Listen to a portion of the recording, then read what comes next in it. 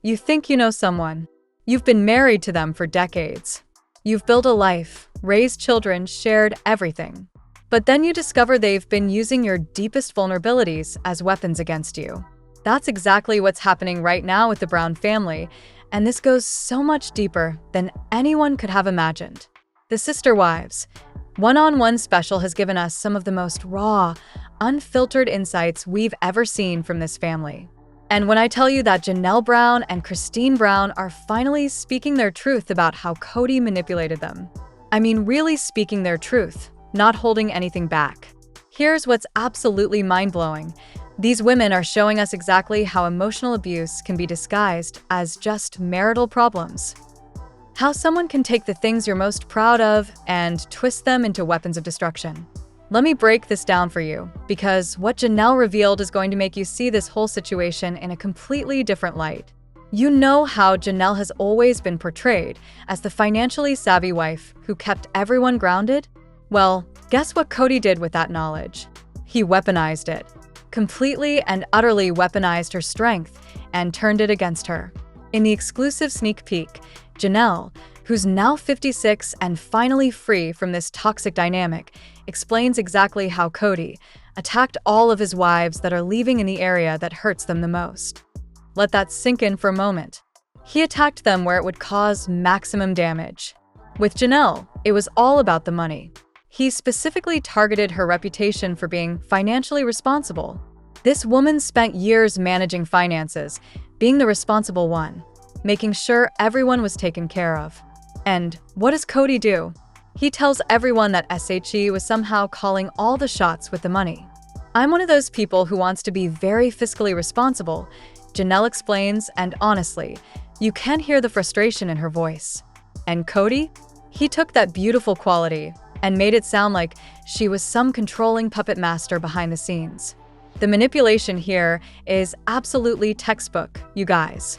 When someone knows your core values and they flip the script to make those very same qualities seem problematic, that's calculated psychological warfare. And here's the kicker. Janelle points out that if she really had been in charge of all the money decisions like Kody claimed, they would have actually been successful.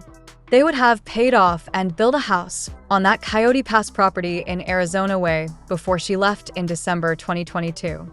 Now, let me ask you something in the comments below. Have you ever had someone in your life who took your strengths and somehow made them seem like weaknesses? Drop a comment and let me know, because this kind of manipulation is way more common than people think. But wait, it gets worse. Because Janelle wasn't the only one dealing with this twisted psychological game.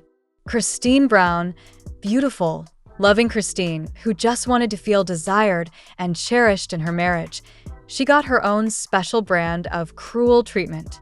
And when I tell you what Kody did to her, you're going to be absolutely disgusted. Christine has always been open about wanting intimacy, romance, that deep connection that makes a marriage feel alive. That's literally what most of us want in our relationships, to feel wanted, desired, loved. But guess what Kody did with that knowledge? He used her deepest romantic needs as ammunition against her. For Christine, it was devastating that he wasn't physically attracted to her. Janelle reveals, and Christine confirms it. Can you imagine hearing that from someone you've loved for years? But it gets even more twisted. Christine recalls how Kody would literally withdraw intimacy and then make it her fault. With me, it was like, no, we're not going to be intimate anymore. Then he'd be like, well, you could do this and you could do this, and put it all on everybody else. So let me get this straight. He'd reject her, withdraw affection, make her feel unwanted and undesirable, and then turn around and tell her it's because SHE needs to change something? That's not just rejection. That's systematic destruction of someone's self-worth. And you know what Christine says about all this? He knows how to push the buttons, but he doesn't know how to take accountability for the fact that he just pushed a button. That right there is the definition of emotional manipulation, gorgeous viewers. Someone who knows exactly how to hurt you, does it deliberately, and then refuses to take responsibility for the damage they've caused. Christine gets even more specific. He knew what I crave more than anything would have been, like an intimate romantic marriage and relationship. And instead of nurturing that need, He used it as a tool to control and diminish her. Now, I want you to think about this. Imagine being married to someone who knows your deepest desires, your most vulnerable needs, and instead of loving you through those needs, they use them to hurt you. That's not marriage. That's not love. That's psychological torture dressed up as a relationship. But here's what's giving me life about all these revelations.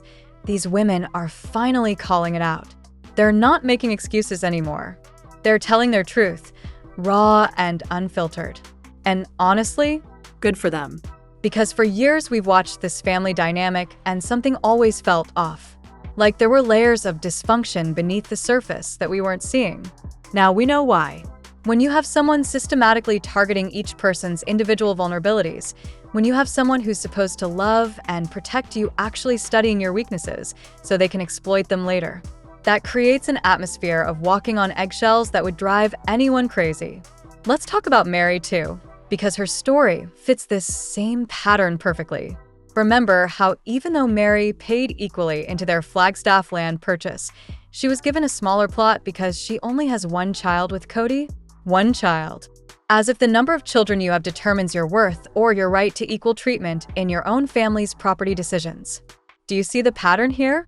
Each woman's particular situation, their individual contributions, their personal dreams and values, all of it got twisted and used against them in different ways. For Janelle, it was making her financial responsibility seem like controlling behavior. For Christine, it was taking her desire for intimacy and making her feel like she was asking for too much. For Meri, it was minimizing her contributions because her family was smaller.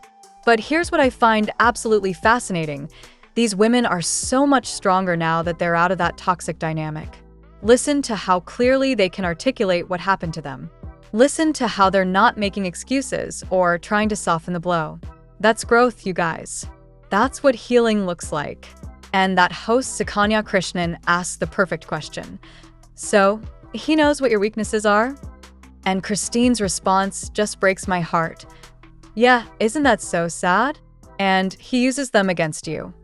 Isn't that so sad? That's the perfect way to put it. It is sad. It's heartbreaking that someone you trusted with your most vulnerable self would use that trust as a weapon. But you know what's not sad? The fact that these women are out. They're free. They're healing. Christine left in November 2021. Janelle followed in December 2022.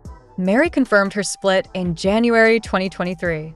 One by one, they figured out that they deserved better. And can we talk about how brave that is? To leave a marriage after nearly 30 years? To walk away from a lifestyle, a community, a whole identity that you've built your entire adult life around? But here's the thing. When someone consistently uses your vulnerabilities against you, when they know what hurts you most and they keep doing it anyway, when they make you feel bad about the very qualities that make you who you are, that's not love. That might be control, manipulation, emotional abuse, but it's not love. Love protects your vulnerabilities. Love celebrates your strengths. Love doesn't study your weaknesses, so it can exploit them later. So here's what I want you to take away from this video. Pay attention to how people in your life respond to your strengths and vulnerabilities. Do they celebrate what makes you special, or do they find ways to make you feel bad about it? When you share your deepest needs and desires, do they try to meet them, or do they use that information to hurt you later? Those are the questions that matter. Those are the red flags we all need to be watching for. And if you recognize yourself in any of these stories, if you have someone in your life who consistently targets your weak spots, who makes you feel bad about the things you're proud of, please know that you deserve better.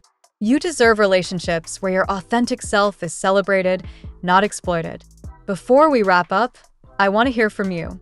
Have you ever been in a situation where someone used your strengths against you? Drop your thoughts in the comments below. Share your stories if you're comfortable. And honestly, if this video helped you see something in your own life more clearly, please give it a thumbs up and share it with someone who might need to hear this message. Make sure you subscribe to my channel if you haven't already, because we're going to keep following this sister wives story as it develops. Hit that notification bell so you don't miss any updates. Until next time, gorgeous viewers, remember, you deserve relationships that celebrate who you are, not ones that tear you down. Take care of yourselves, and I'll see you soon.